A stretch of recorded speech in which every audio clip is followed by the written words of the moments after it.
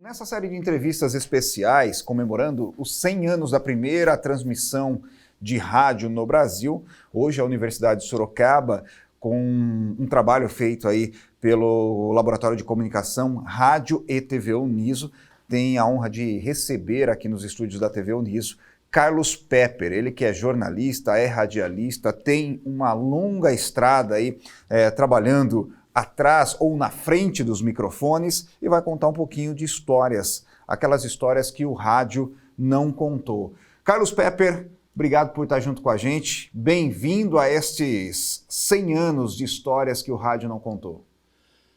A alegria é toda minha, até porque nós estamos nesse momento, ao homenagearmos os 100 anos do rádio, também saudando a todos que amam o rádio.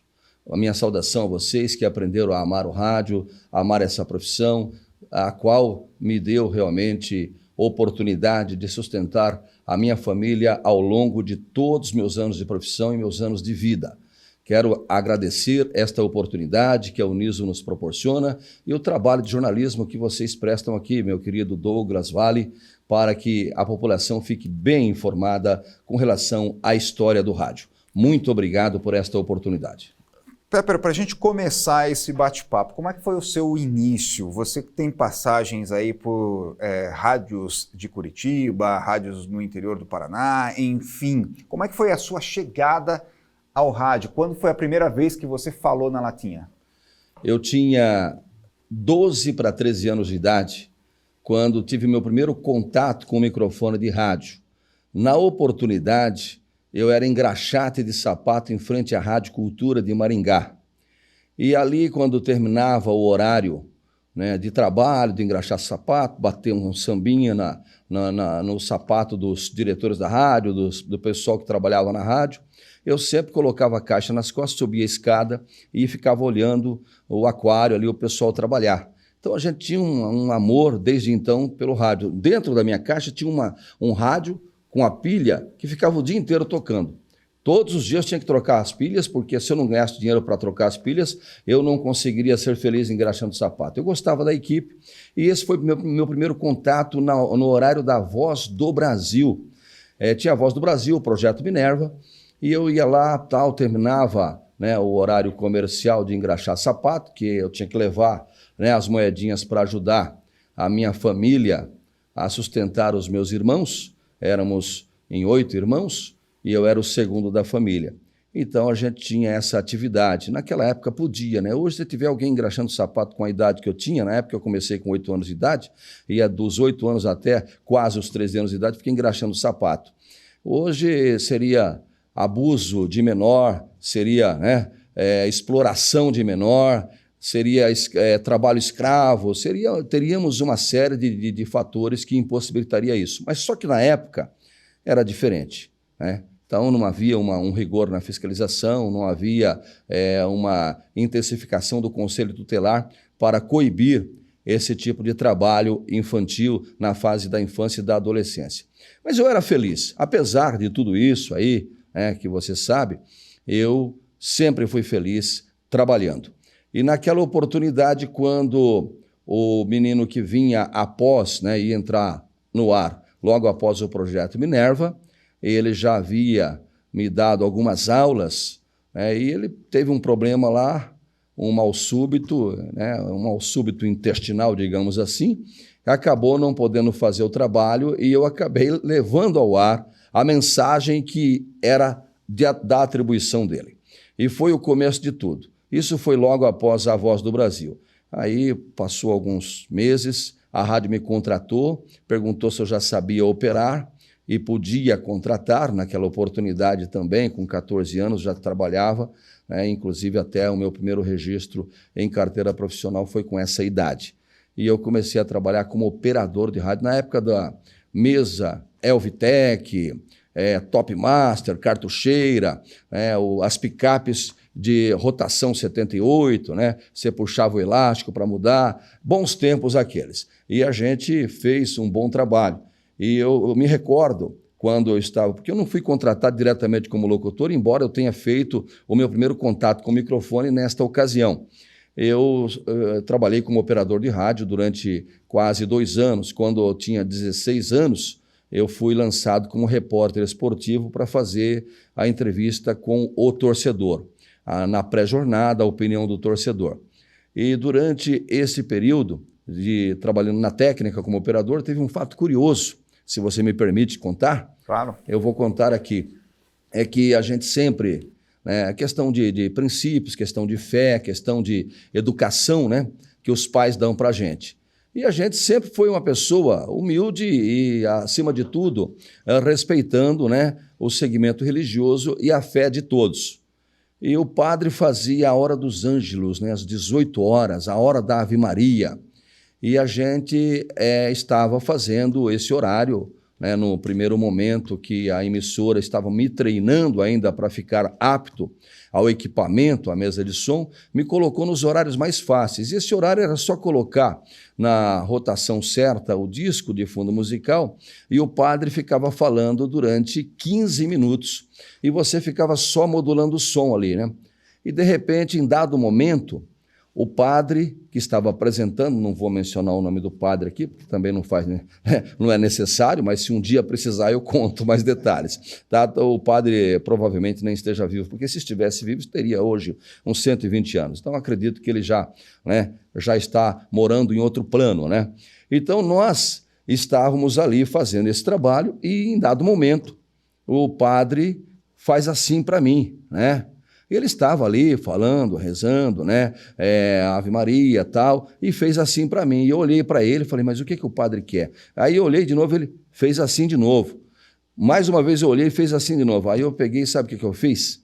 Ajoelhei, coloquei as mãos assim e comecei a rezar com o padre. Aí termina aquele momento da hora da Ave Maria, a hora dos anjos, o padre sai lá fora, mas por que você ajoelhou aí, menino?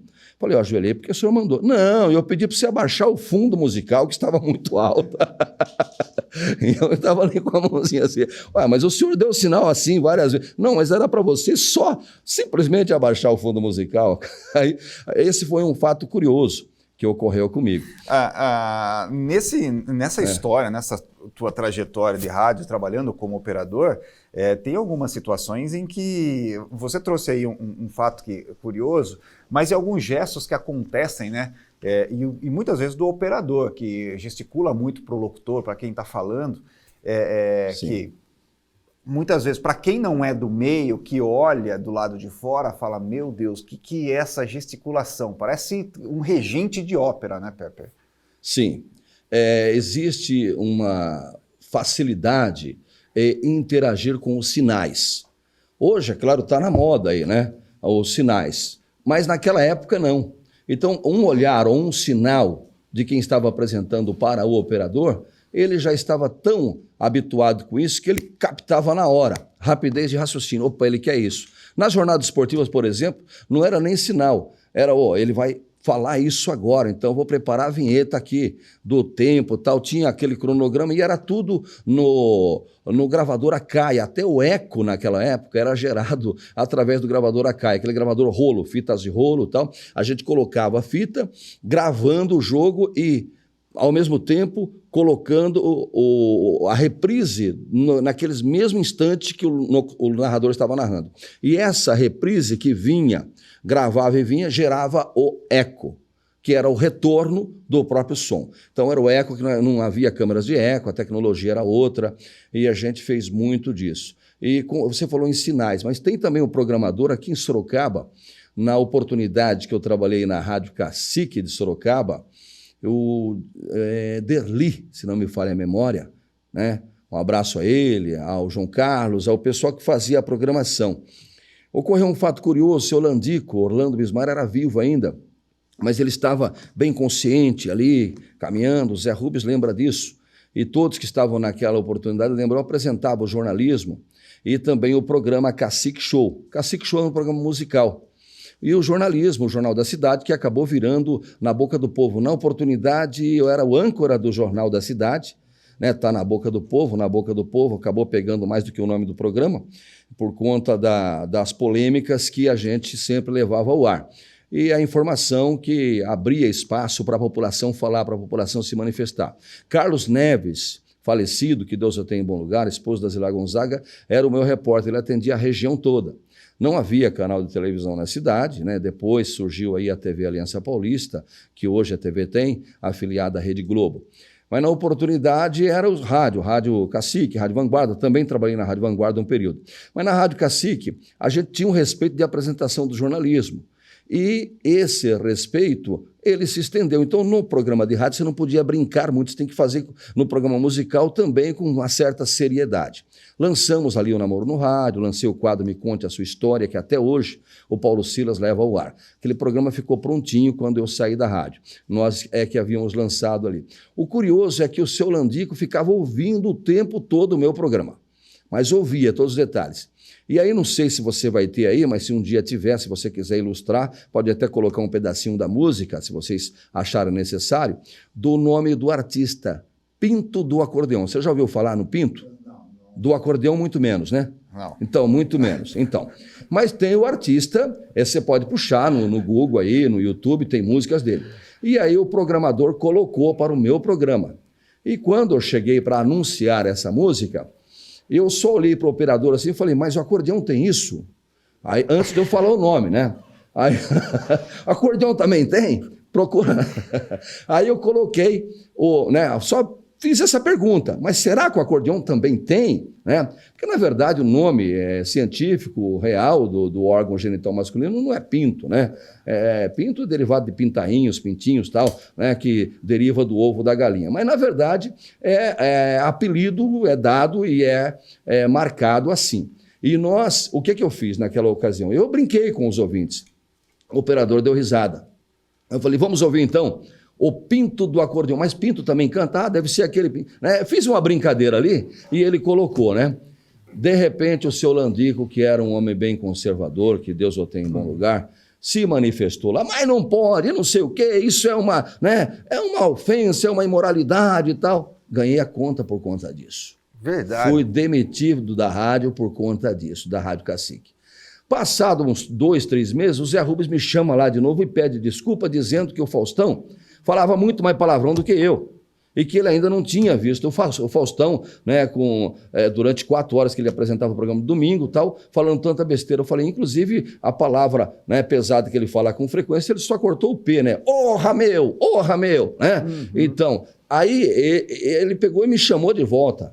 Eu não quis no primeiro momento, mas depois acabei aceitando. Só que essa brincadeira que eu fiz gerou para o público mais conservador do rádio, na época, inclusive para o seu Orlando Bismar, o Landico, que, né, ele sempre foi meu amigo, mas ele era um supervisor tão excelente, tão eficaz de toda a programação da rádio, mesmo no adiantado da idade, que ele não deixou passar despercebidos nem mesmo esta simples brincadeira. Aí, quando eu retornei para a Rádio Cacique, eu perguntava para o operador, escuta, você achou aí? Você achou aí? Ele falava, mas achou o quê? Né?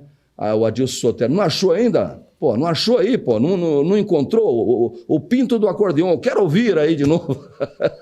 Aí gerou um comentário, né, mais agradável, porque o pessoal entendeu que eu era um apresentador bem humorado e que eu estava fazendo uma brincadeira. Mas para os mais conservadores é como se eu tivesse dito um enorme palavrão.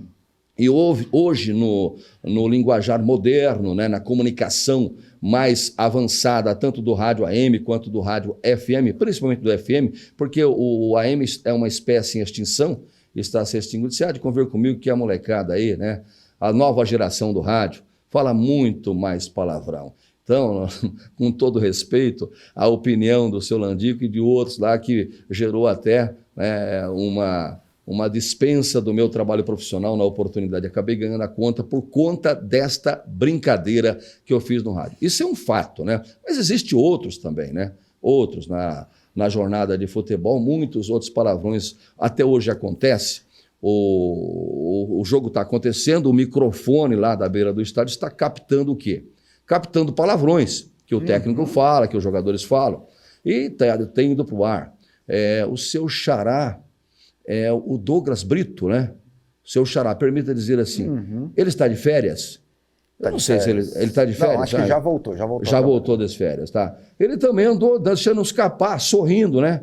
Alguns palavrões no ar, não deu para cortar, não deu para editar, estava ao vivo. Ele, porra, meu, entendeu? Mas era normal, o Faustão falava, por que ele não pode falar? Só que eu sei que ele recebeu uma advertência, um abraço a ele, é meu amigo também, tá? E estou só registrando o episódio. Então, às vezes você deixa escapar alguma coisa, mesmo que seja em tom de brincadeira.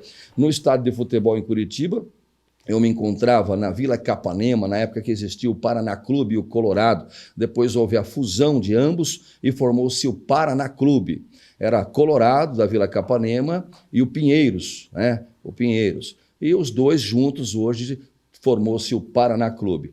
Um dos jogadores lateral da equipe do Colorado estava, né, nervoso, irritado, porque perdia o jogo por 2-1.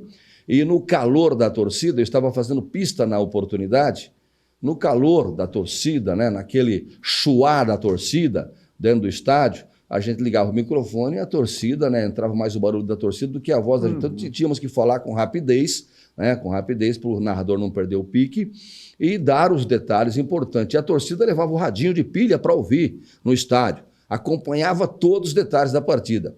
Aí o Maneco, o narrador na época, Manuel Fernandes, em dado momento, percebeu que o lateral esquerdo da equipe do Colorado havia se contundido, foi ser atendido fora do gramado. Falou, repórter Carlos Pepper, o nosso foguetinho da Jornada de Esporte, vai se aproximar do jogador agora para saber se ele reúne ou não condições de retornar à partida.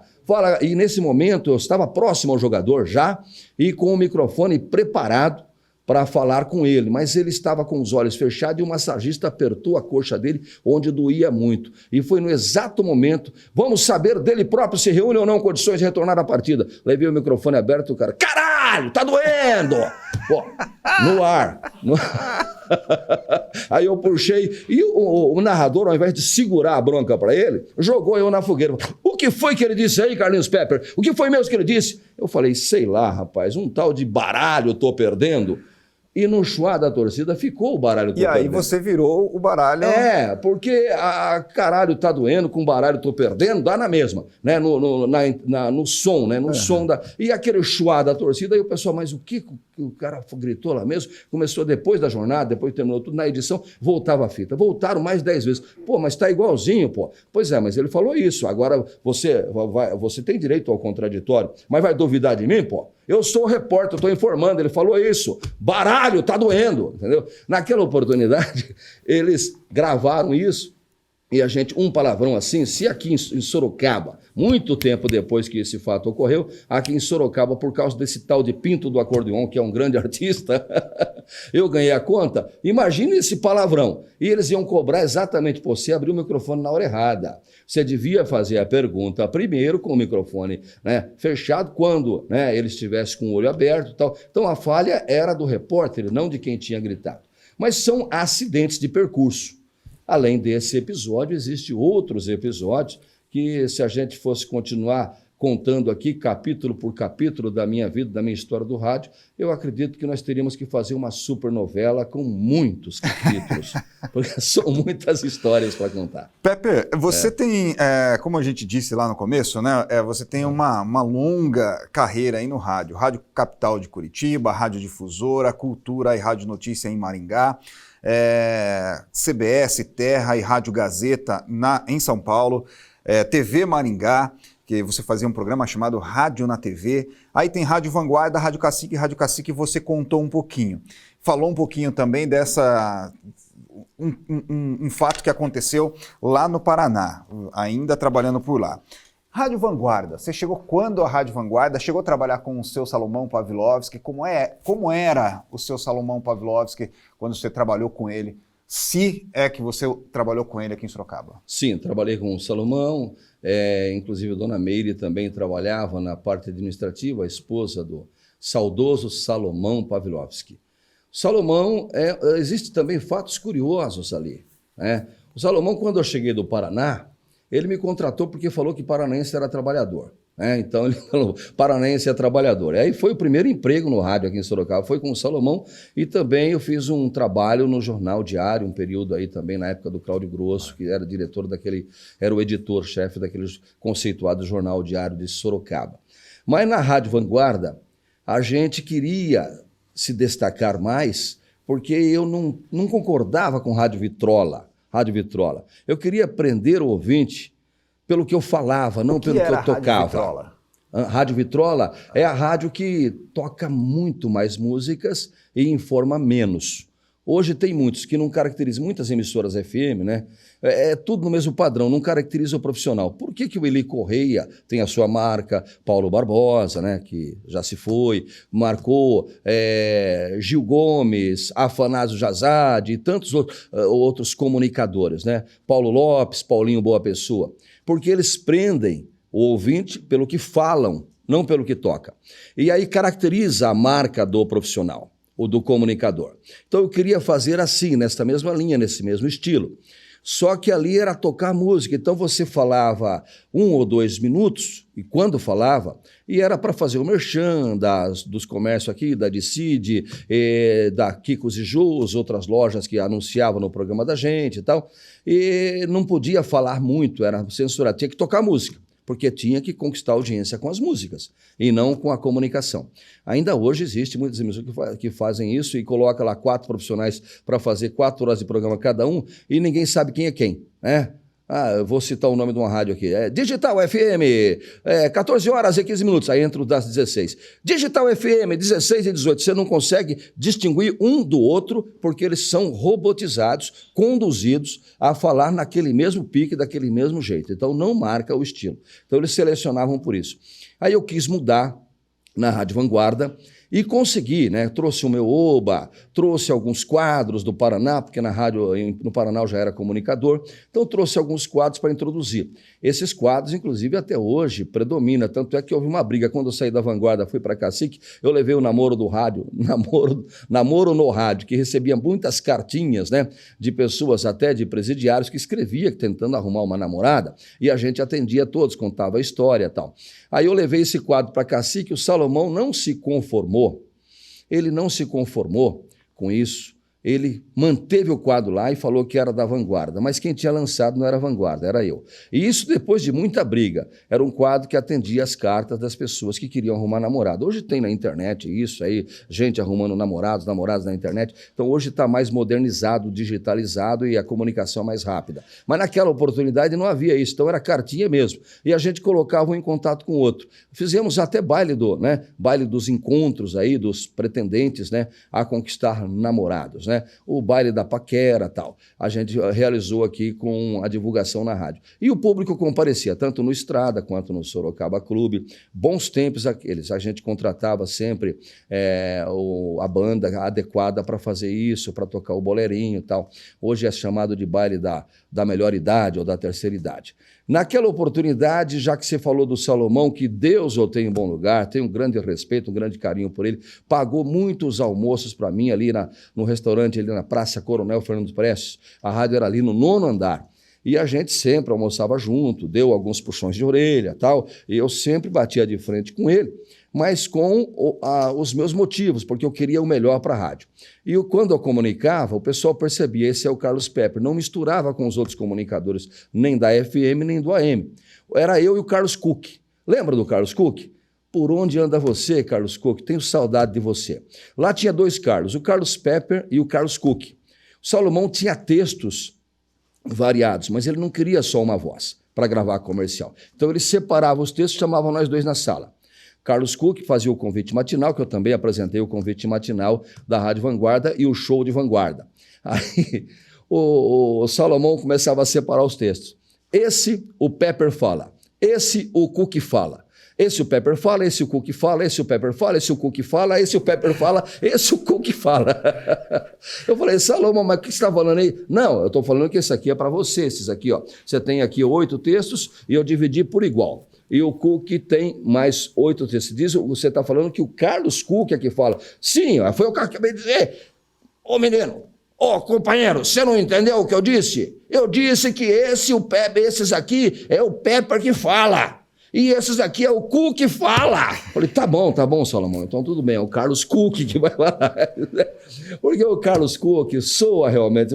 E ele falava pelo sobrenome, Pepper era Carlos Pepper, não confundia, porque ambos eram Carlos. Era o Carlos Cook e o Carlos Pepper, tá? Não vão interpretar mal, mas são coisas da minha história do rádio aqui em Sorocaba. Carlos Cook já passou por aqui, por esse mesmo sofá onde você está, recentemente, então contou algumas dessas histórias, dessas peripécias que foram aprontadas, inclusive na própria Rádio Vanguarda, na época do convite matinal. E aí você trabalhou também em São Paulo, esteve lá na CBS, na Terra e na Gazeta. Obviamente tem história para contar também, queria que você escolhesse um dos fatos que aconteceram com você na capital paulista. Bom, a gente teve uma fase boa no rádio, inclusive no jornalismo esportivo, né? Inclusive na época da Copa do Mundo, que nós perdemos para a Itália. Foi uma desclassificação muito triste para os brasileiros, porque tratava-se da melhor seleção de todos os tempos, treinada pelo Tele Santana, né? Lá nós tínhamos o Valdir Pérez, nós tínhamos o Toninho Cerezo, o Falcão, o Zico, né? Até tinha um comercial que era a minha deixa, quando eu fazia a reportagem, eu dava a deixa, deixa eu ver se eu me recordo. Juninho, Renato e Sócrates e os grandes craques da seleção brasileira só usam chuteiras Topper. Topper, a marca oficial da seleção brasileira. É por isso que eu sempre digo, quem poupa na Apepar tem seus lucros garantidos. Conhaque, presidente, a pedida quente. Desculpa, não estou incentivando você a beber não, tá? Só estou lembrando de alguns comerciais. Aliás, o pessoal aqui lembra até de comerciais cantados, tal, na época do grande vozeirão do rádio, um produto Bozano. Então, a gente teve uma boa fase como comunicadores esportivos, tanto na reportagem como também na narração. Rádio Terra FM eu trabalhei com Samuel Gonçalves, que era meu diretor. Ele tinha um bordão que dizia assim, falava para mim, Pepper, esse bordão é mais famoso do que eu. Mesmo que alguém queira tomar, não vai conseguir tomar, porque está na minha pele, faz parte da minha pele. Ele falava assim, fica comigo. Eu quero te fazer feliz. E o seu bordão, falando com o coração, também fica impregnado na sua pele, mesmo que tenha, você não precisa patentear nem nada. Que surja 1000 locutores falando esse mesmo bordão, falando com o coração, é do Pepper e acabou. Então continua usando esse seu oba e esse seu bordão, porque é o seu. E faz parte aí da sua trajetória. Só que quando eu comecei no rádio, eu tinha um vício e eu não percebia.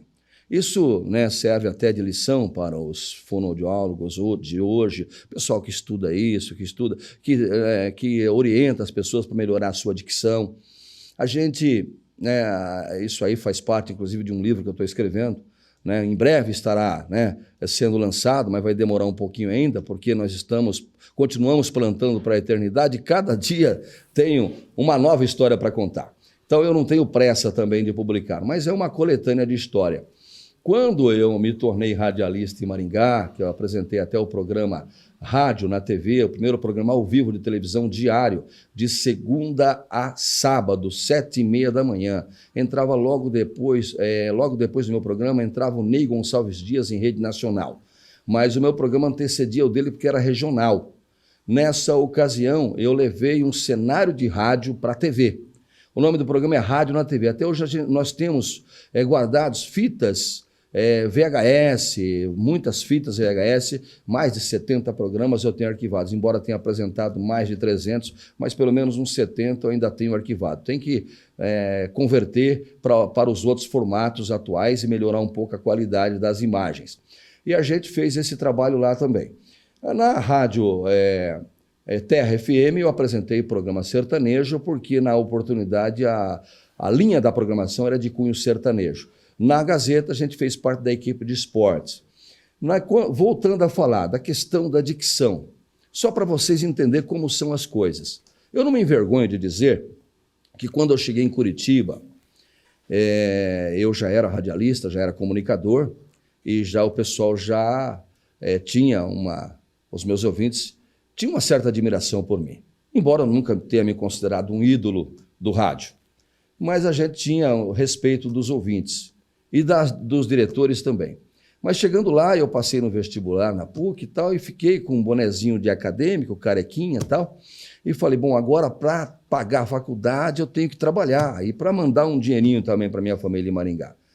E eu era jovem, 18 para 19 anos de idade. Tinha uma vaga só na Rádio Capital de Curitiba, esquema de rede capital de comunicações, onde eu apresentei durante um bom período Capital na Madruga, samba de primeira na madrugada, da meia-noite às 4 da manhã ao vivo, porque ninguém queria esse horário.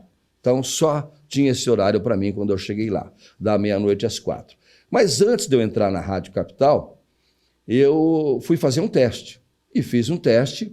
E o cara, fala isso, essa notícia, faz isso, tal, esse comercial. Aí eu fiz o teste. Aí o operador falou, meteorologia, previsão do tempo. Eu falei, o tempo na capital, o sorriso do Brasil, permanece nublado, com chuvas e neblinas no decorrer do período. Fiz lá, tal. Ele gostou tanto. Estou falando com rapidez aqui, mas lá eu falei calmamente, no padrão que a rádio exigia. Falei, ele gostou tanto e tinha que pôr no ar, e o locutor que estava encarregado de fazer isso não havia chegado. Aí ele pegou aquela gravação minha e colocou no ar. Quando ele colocou no ar a gravação, eu falei, poxa, mas já que você colocou no ar, eu nem fui contratado ainda. Não, mas ficou bom, e o operador queria realmente satisfazer a necessidade da emissora. Era para entrar no ar a previsão do tempo. E era de manhã e estavam apresentando jornalismo. Quando ele coloca no ar, não demorou nem 30 segundos, o diretor da rádio, seu Ataúfo Neves, se não me falha a memória, ele saiu correndo lá no corredor. Quem foi o filho que colocou no ar essa gravação aí? Aí ele falou, foi eu, mas ficou bom, o menino está fazendo um teste aí, não está contratado ainda, mas ele autorizou. Tudo bem, mas não era para pôr aí. Ele falou, mas me chamou na sala, falou, olha, infelizmente você não vai ser contratado por nós. Eu falei, mas por quê? Por causa disso? Eu não tenho culpa disso. Quem gravou comigo achou que estava bom, tal, mas eu estou precisando do emprego. Aí eu estava precisando, e eu com toda a humildade, quase chorei quando ele falou isso, que a vaga não era minha. Aí eu insisti para ele me dizer qual era o motivo. Ele pegou, me deu uma caneta e um papel e falou, escreva aí. Aí eu escrevi no papel, ele falou, escreva, neblina. Eu escrevi certinho, neblina. Escreva nublado. Eu escrevi certinho, nublado. Neblina, nublado. Tá, escrevi corretamente. Ele falou, agora fala as palavras que você escreveu. Aí eu falei, neblina, nublado. Eu trocava o R pelo L. E só naquela oportunidade é que eu havia percebido isso. Nem eu tinha conhecimento disso, embora estivesse falando errado, porque nem minha professora de português, ninguém havia notado isso, ninguém havia corrigido isso. E era algo grave. Aí ele pegou e falou assim, eu tenho que contratar um profissional para essa vaga que nós temos aqui nos próximos 3 dias, e é impossível você corrigir essa falha. Você tem uma boa voz, uma ótima dicção, mas você tem esse vício aí e não vou poder contratar você por conta disso. Eu falei, mas eu preciso do emprego. Me dê uma oportunidade. Ele falou, mas como que eu posso dar uma oportunidade? Eu falei, mas me dê uma oportunidade. Ele falou, mas se em 3 dias você estourar esse cabaço da língua, aí, desculpa o termo, o lugar que eu estou usando, você tem um emprego, mas você volta daqui 3 dias e faz o mesmo teste novamente. Mas como que eu vou fazer isso? Ele falou, vou te dar um exercício aqui, menino. Vem cá. Vou te dar um exercício aqui. Gostei de você. Pega a caneta, põe na boca, morde a caneta. Olha, aí tá. Você vai ler jornal, você vai falar essa palavra 1000 vezes. Põe essa rolha aqui e tal. Eu não vou entrar em detalhes, senão eu vou me alongar muito. Faz isso aqui, faz com a rolha, faz com a caneta e tal. E vai. E eu falei, tá bom. Eu vou. Ele falou, mas eu duvido. Você vai demorar 1 ano, você não vai conseguir corrigir esse seu vício aí, esse seu erro gravíssimo de falar errado, de trocar o R pelo L, igual as histórias em quadrinho lá do Cebolinha lá, e pá, era nublado, eu escrevia certo, escrevia corretamente, entretanto falava errado. Aí eu falei, tá bom, mas o senhor me desafiou. Eu aceitei o desafio, o senhor espera 3 dias, eu estarei aqui de novo para fazer o mesmo teste. Aí eu fui para a Rua das Flores, pulando uma boa parte de tudo isso aí, que eu não tinha dinheiro nem para comer na época, pesava 54 para 55 quilos, magrinho, franzininho, tá? E eu falei, mas eu preciso do emprego, meu Deus. Aí eu fui lá, falei, mas onde é que eu vou fazer? Eu não tenho dinheiro para comprar jornal. Aí uma pessoa chegou, esqueceu um jornal, ou deixou ali uma Tribuna do Paraná no banco da Rua das Flores ali, próximo ao Teatro Guaíra ali, né, a Rua Mintas de Barros Bragas ali, em Curitiba, capital ecológica, capital sorriso do Brasil. Eu cheguei e falei, bom, ali eu já tenho o jornal, e a caneta eu já tinha uma no bolso, né? Aí eu sentei ali naquele banco, peguei o jornal e peguei a caneta e coloquei de travessado na boca. E comecei a fazer isso. Chegava a doer o maxilar. Eu chegava a babar. E estava frio. Era no mês de junho. E estava frio, mas um frio terrível em Curitiba. Só que eu estava suando. Eu comecei a suar de tanto que eu me esforçava. Aí eu tirei o bonezinho de acadêmico, né? Para ficar um pouquinho mais fresco a cabeça, e continuei fazendo. Aí o pessoal passava perto assim do banco, dava a volta, aquele movimento, depois das 10 da manhã começou o movimento, eu tinha chegado um pouco mais cedo, mas depois das 10 começou aquele movimento na Rua das Flores ali, em Curitiba. Aí começava um olhar para o outro, fazia assim, né, tal. E nesse momento que eu tirei o bonezinho de acadêmico, né, coloquei ele de boca para cima. Não vou tirar a boina aqui não, tá? Agora não é necessário. Mas eu coloquei o bonezinho de boca para cima, né? Com a boca para cima. Para quê? Uma pessoa passou assim, jogou uma moedinha dentro. Jogou uma moedinha ali, eu olhei assim. Eu nem dei bola, né? Continuei fazendo. Aí o outro viu aquela moedinha, foi lá e colocou outra moedinha. E começaram a colocar as moedinhas ali dentro, que deu para mim almoçar naquele dia. Eu estava com fome pra caramba, comi lá um X-tudo, deu para jantar e deu para pagar a pernoite de uma república lá em Curitiba, a República da Dona Irene. Eu consegui, antes de ir para a CEL, Casa dos Estudantes Universitários, por conta do governo, eu morei em República durante um bom período. E aí esse episódio ocorreu comigo. Quando eu retornei, 3 dias depois, mas você está aqui de novo? O diretor falou, estou aqui de novo, vou fazer o teste. O senhor deu a palavra que a vaga era minha, se eu corrigi. Mas você não corrigiu. Aí ele me mandou para o estúdio, fui fazer a gravação, começou a ficar por perto ali, passou para lá, para cá, passeou aqui, passeou acolá, e aí eu ficava ouvindo. E começou a dar, né, palavras que tinham L. Problema, né? Problemática, né? Neblina, nublado, todas essas palavras que ele achava que era mais complicado para eu falar. E eu fui falando, não cometi nenhum erro. Aí ele falou assim, olha, não sei como é que você conseguiu, mas você, a partir de hoje, conquistou um fã. Eu sou teu fã porque você tem personalidade, garotinho. Você é foda, cara. Era impossível corrigir um vício de muitos anos em 3 dias, e você conseguiu. Eu falei, eu fiz o que o senhor pediu.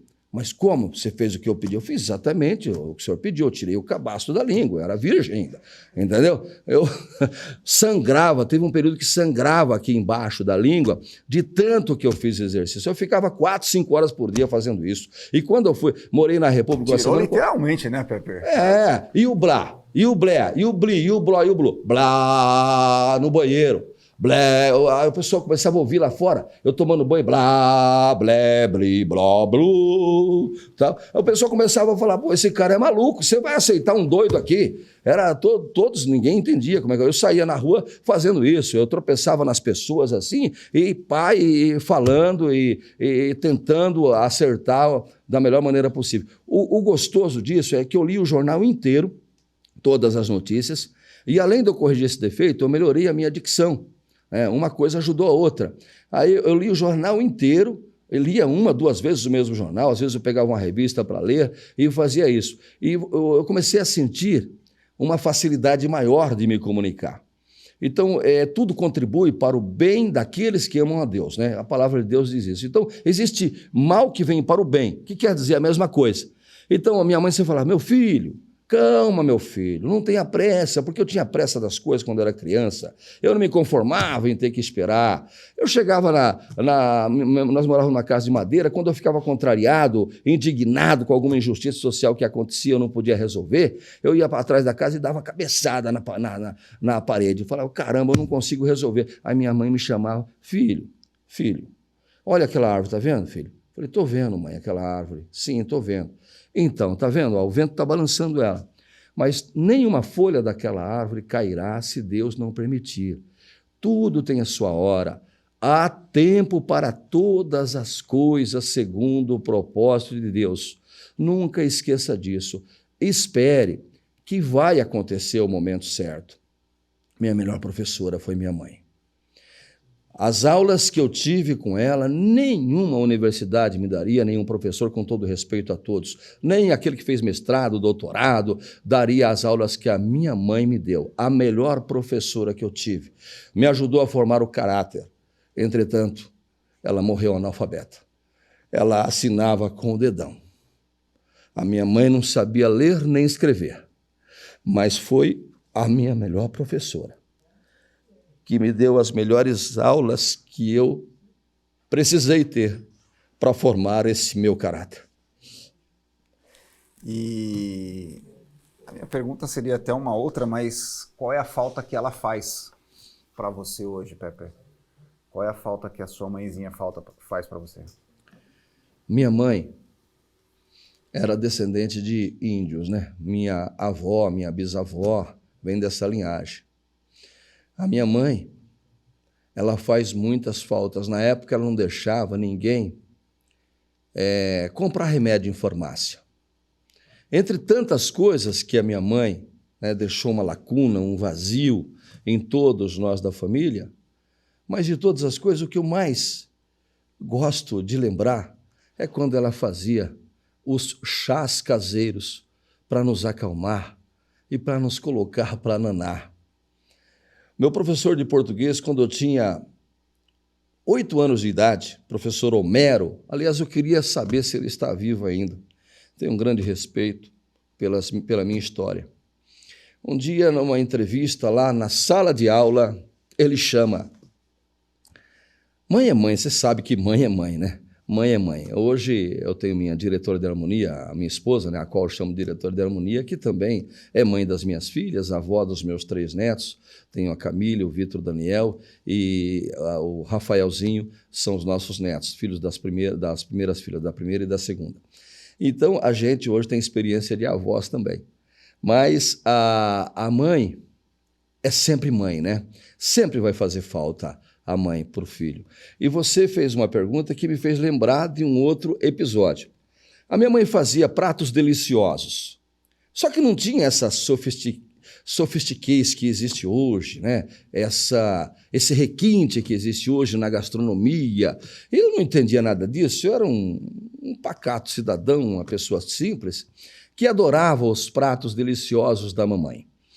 E um dos que eu mais gostava era, né, quando ela fazia lá, né, com a serraia que ela colhia lá na plantação, lá no sítio, pegava a serraia é um vegetal, poucos às vezes pouca gente conhece, mas a gente também teve um período da roça, né, a gente conhece isso. Ela fazia picadinho e, né, batia assim na colher, porque não tinha batedeira, os ovos de galinha caipira, colocava o temperinho a gosto dela e preparava para a gente.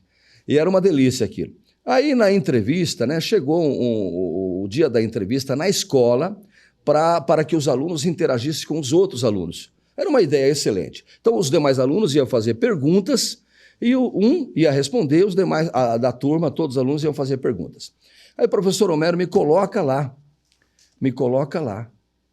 Né? O que antecedeu a mim, né, quando perguntou para ele qual era o prato preferido, ele falou estrogonofe. A outra menina tinha falado pizza e tal, né? Mas eu não sabia o que era isso. Eu confesso que com 8 anos de idade eu não sabia o que era um estrogonofe, nem o que era uma pizza. Mas eu sabia das coisas gostosas que a mamãe fazia, das delícias que a mamãe fazia. E eu não tinha vergonha de responder. Eu tinha orgulho de responder.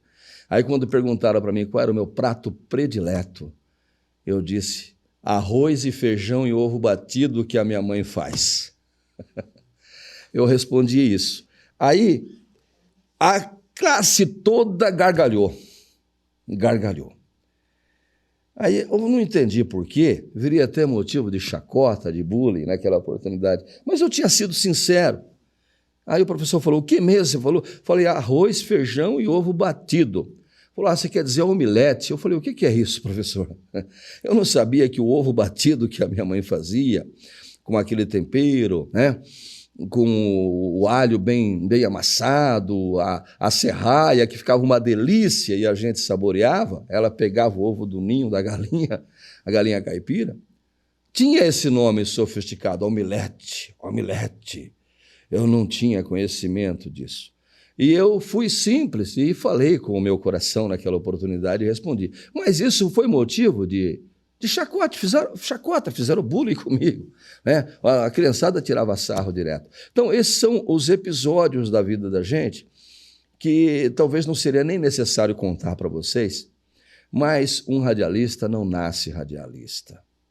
Um comunicador não nasce comunicador. Ele tem, ao longo da sua vida, uma aula por dia para se tornar um bom comunicador. E mesmo depois de achar que se tornou um bom comunicador, se ele vacilar, ele será um péssimo comunicador, porque ele não vai dizer aquilo que é necessário dizer. Ele poderá se tornar um comunicador hipócrita, porque o comunicador, ele não basta para ele só fazer perguntas. Ele tem que sentir até mesmo, na pergunta que ele faz, ele tem que sentir o que ele responderia se estivesse no lugar do apresentador, mas não tentar conduzir, se estivesse no lugar do entrevistado, mas jamais conduzir o entrevistado para a resposta que ele deseja. Então, um comunicador, a pessoa do ramo de comunicação, um jornalista de qualquer área, seja, né, da área política, seja da área esportiva, da área social, ele vai ter aulas todos os dias, mesmo depois de se achar formado, porque a vida é um eterno aprender. Hoje eu aprendo com o meu neto, de 12 para 13 anos de idade, o Vitor Daniel me ensina, porque ele sabe muito mais do que eu em termos de tecnologia. Ele conhece. Hoje eu tenho que pedir aula para a Camille, minha neta de 14 anos, porque eu não sei o que ela sabe.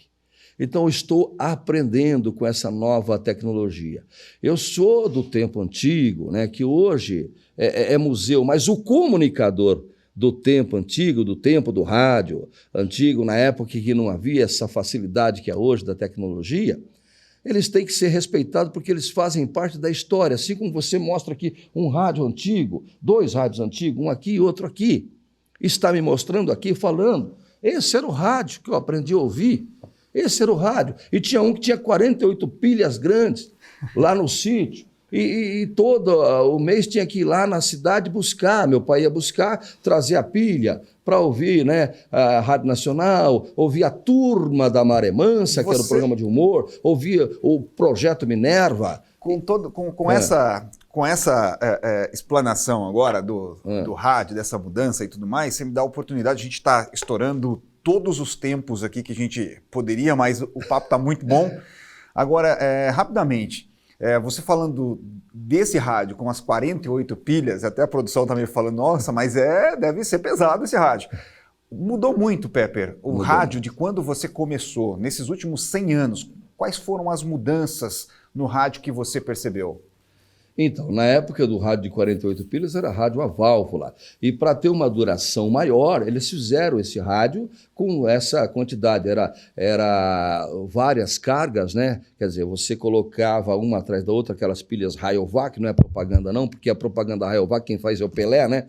Pelé fez do Vitaçá e também das amarelinhas Rayovac, na época. E esse rádio, se você buscar nos museus, você vai encontrar até hoje.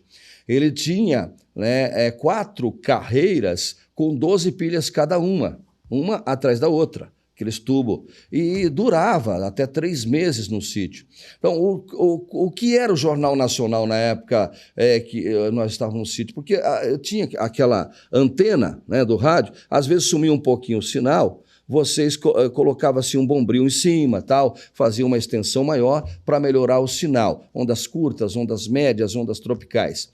O Jornal Nacional da época era a Voz do Brasil. Hoje não tem o hábito, o pessoal até tem aí a flexibilidade do horário. Em Brasília, 19 horas, a Voz do Brasil. Os pais que queriam se informar bem, tinha que obrigatoriamente ouvir a Voz do Brasil, que era em rede nacional, todas as emissoras de rádio. Então, era uma espécie de jornal nacional da época. Hoje não, hoje pouca gente se importa com isso. E havia também o Projeto Minerva. Até tem um fato curioso, porque uma rádio entrava em cadeia com a outra naquela ocasião.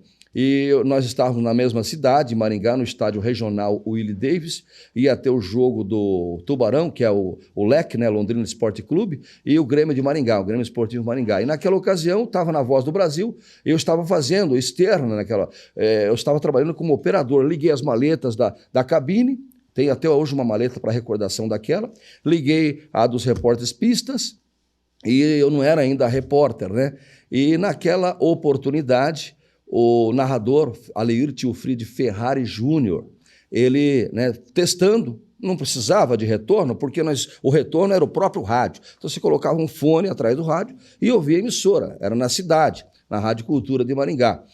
Aí ele entrou em contato com a técnica para ver se estava tudo ok. Eu falei, não, está tudo ok, tudo certinho. Ele ficou na dúvida, falou para o operador lá, escuta, se estiver me ouvindo aí, o som estiver bem equalizado aqui da maleta de som, da transmissão, deu um corte. E estava na Voz do Brasil, que em seguida ia começar o Projeto Minerva, e na sequência ia começar a abertura da jornada. Aí ele começou a testar, falou, dá 2 toques, dá 2 cortes agora. E o operador lá dando corte, né, pá, dando aquele cortinho na Voz do Brasil e no Projeto Minerva que vinha na sequência, tá? Aí dando corte, beleza, então tá chegando bem o som aí? Tá, beleza, maravilha, tá. Assim que terminar o Projeto Minerva, coloca a abertura da jornada e abre para mim aqui de imediato. Aí, maravilha, né? Rádio Cultura, tinha um bom som, boa qualidade de som. E eu estava lá, já no gramado, lá embaixo, esperando o segundo repórter chegar. E o segundo repórter não chegava. E eu estava com a maleta dele preparada, equalizada para passar para ele. Maleta, era 150 metros de cabo de um lado, mais 150 metros de outro cabo do outro lado. Quando chover, era um transtorno. Tinha que rolar no braço, assim, né, e molhava tudo, um emaranhado de cabos. Tecnologia não é igual hoje, gente. Então, era um monte de cabo. Então, uma rádio querendo, né, chegar primeiro e tal, aí trançava os cabos. Então, você tinha que tomar muito cuidado para não formar uma teia de aranha naqueles cabos ali, juntamente com os demais das emissoras concorrentes que também transmitiam o jogo, a jornada de futebol. Aí tá, termina a Voz do Brasil, voltando no narrador. Termina a Voz do Brasil e entra o quê? No ouvido do narrador entra exatamente um bolero. Um bolero. Eu falei para você colocar a abertura da jornada. Tira esse bolero, eu falo um monte de palavrão, caralho, aí, puta que pariu, você não podia colocar esse bolero no ar, pô. Tira esse bolero do ar. Mas o operador da Rádio Cultura, que estava lá na retaguarda, fez certinho. Na técnica ele era impecável. Ele não colocou um bolero, ele colocou a abertura da jornada. Só que o nosso narrador tinha sintonizado a rádio vizinha, que era a Rádio Atalaia, que começava um programa de bolero em seguida. E a Rádio Atalaia estava em cadeia com a Rádio Cultura, porque uma entrava em cadeia com a outra. E, consequentemente, quando a transmissão da Voz do Brasil, eles pegaram o sinal da Rádio Cultura, quando o nosso operador cortava na Rádio Cultura, cortava também na Rádio Atalaia. E o narrador nosso imaginou que estava sintonizado certinho, mas a frequência era uma pertinha da outra, ele estava na outra rádio. E ele falou aquele palavrão todo e saiu no ar. Veja bem, isso aconteceu naquela época. Aprendemos a lição. Aí depois o operador imediatamente cortou e chamou eu em off, eu peguei a maleta lá embaixo e falei, não, mas está no... Eu falei, eu sei que está no ar, deixa que eu falo com ele, corta tudo aí. Aí eu falei, Ferrari, está no ar, Ferrari, está no ar. Você está no ar, você falou tudo aquilo. Mas como assim? Eu falei, muda um pouquinho aí o seu dial aí, certo? 1 milímetro para o lado esquerdo, você vai pegar a Rádio Cultura. É que você está ouvindo a Rádio Atalaia, pô. Você não está ouvindo a Cultura. E a Atalaia colocou um bolero, colocou lá, depois Julio Iglesias lá, e ele imaginou que estava... Aí ele pediu mil desculpa, voltou, falou, agora sim, agora você está ouvindo a Rádio Cultura, beleza? Aí eu falei, faz tudo de novo, começa tudo de novo. Aí ele começou de novo. Aí o Ferrari... né, já estava meio nervoso, abriu a jornada de esportes, tal, se acalmou um pouquinho, tomou uma água tal, e continuou. Chamou o repórter que deu a escalação do time do Londrina, e aí foi chamar o repórter para dar a escalação do Grêmio de Maringá. Eu estava na porta dos vestiários nesse momento, esperando ele chegar para pegar a maleta, mas ele não chegava. Aí ele começou a chamar. Aí ele chamou várias vezes, eu não me contive. Aí eu falei, Ferrari, o Mário Celso Sami, que hoje trabalha na Rádio Educadora de Campinas, não sei se ainda está lá, falei, ele não se encontra neste momento, ainda não chegou, deve estar se deslocando para cá. Aí o Ferrari gostou da minha voz, falou, não tem problema, coloca você a escalação no ar. como estava tudo ali colado ali, na porta dos vestiários, eu falei a escalação. Aí eu coloquei a escalação no ar, aí o Sami não chegava, teve um problema lá, motivo de força maior, tal, alheios à vontade dele próprio. Aí no decorrer da jornada, toda hora, o narrador me acionava, tal, a bola ia para a linha de fundo, ele me acionava, do meu lado, a bola saía, aí ele me acionava. E como eu já tinha vontade de fazer isso, e já me considerava bem informado com relação ao time, porque eu era torcedor do time, aí ele gostou da brincadeira, aquela jornada terminou, e foi um sucesso a transmissão.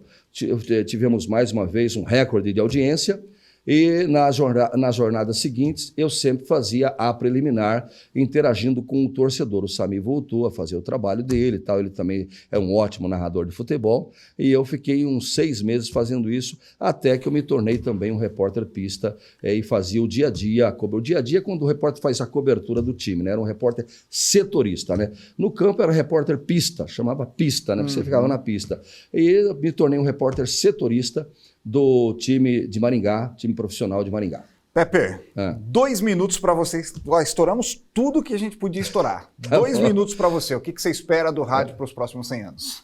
Eu espero muito mais dos comunicadores, dos radialistas, do que do rádio. O rádio está aí, o equipamento está aí, o recurso está aí, a tecnologia está aí. Já avançamos muito.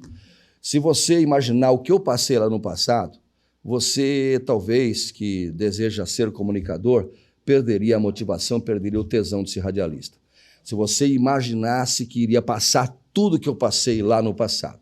Mas como você vê hoje, uma tecnologia moderna, bem avançada, você pode hoje ter uma emissora de rádio particular na sua casa, uma rádio web, se assim você desejar, e se tornar um comunicador. Hoje, o rádio AM e o FM perdeu muitos clientes e ouvintes, por conta também dessa grande oferta de comunicação nas mídias sociais. Vocês vão de convir comigo. O canal do YouTube hoje, você monta um canal, você comunica para o mundo, para o planeta Terra, onde tem sinal de internet, vão acompanhar a sua comunicação. Então, é uma concorrência desleal. Uma rádio, você está trabalhando numa rádio local, pega só na sua região. Já a internet manda a sua voz para bem longe. Então, eu sempre tive um sonho, eu falava para minha mãe, um dia eu vou falar para o Brasil, mãe, eu não me contenho, eu tenho que falar para o Brasil. Eu não estou feliz em falar só para uma pequena região. Eu quero comunicar para o Brasil, para todos os estados do Brasil. Um dia eu vou falar no rádio, um dia eu vou estar na Rádio Globo, um dia eu vou estar na Rádio Bandeirantes, um dia eu vou estar lá com o Fiore Giliotti, um dia eu vou estar com o Osmar Santos, né? Ele teve acidente aí e tal, né? O do Pimba na Gorduchinha, né? O do Abre as Cortinas e começa um grande espetáculo, torcida brasileira. Um dia eu vou estar com esses grandes comunicadores, eu vou estar falando o Brasil inteiro, a senhora vai ver. Só que hoje você não precisa sonhar em estar numa grande emissora de rádio ou de televisão. Você pode falar para o mundo, basta você desempenhar bem a sua comunicação. Basta você, primeiro, ganhar a si próprio, acreditar em si próprio, não duvidar do seu potencial. E esse é um recado para os novos comunicadores, porque eu espero muito mais do ser humano do que da tecnologia. A tecnologia já avançou demais, já está muito adiantada. Hoje, um celularzinho faz o maior sucesso, muito mais do que um microfone. E o celular também tem o seu microfone. Antigamente você queria falar na latinha, tal, o tempo todo. Você, comunicador, queria estar na ativa o tempo todo. Hoje você pode falar através de um celular. Então, e vai acontecer aqui no Brasil, nos próximos 10 ou 15 anos, uma evolução tão grande que até mesmo rádio com frequência modulada poderá entrar em extinção, poderá ser uma espécie em extinção, já que o AM é uma espécie em extinção, né, as ondas médias. Por quê?